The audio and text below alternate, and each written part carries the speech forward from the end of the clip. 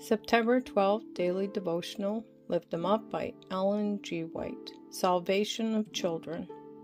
Even a child is known by his doings, whether his work be pure and whether it be right. Proverbs chapter 20, verse 11. Much study and earnest prayer for heavenly wisdom are needed to know how to deal with youthful minds, for very much depends upon the direction parents give to the minds and wills of their children. To balance their minds in the right direction and at the right time is a most important work, for their eternal destiny may depend on the decisions made at some critical moment.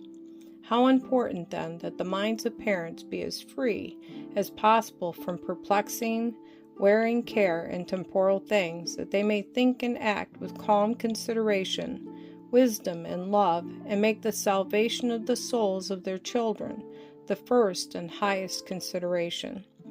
The great object which parents should seek to attain for their dear children should be the inward adorning.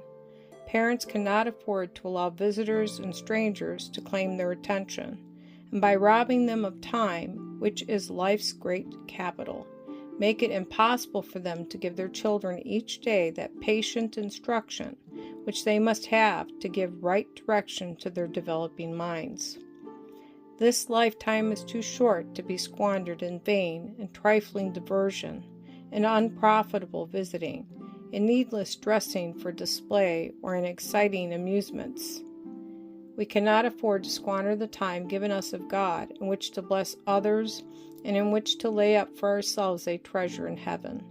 We have none too much time for the discharge of necessary duties.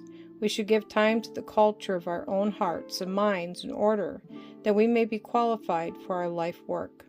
By neglecting these essential duties and conforming to the habits and customs of fashionable, worldly society, we do ourselves and our children a great wrong. It is the duty of mothers to cultivate their minds and keep their hearts pure. They should improve every means within their reach for the intellectual and moral improvement, that they may be qualified to improve the minds of their children.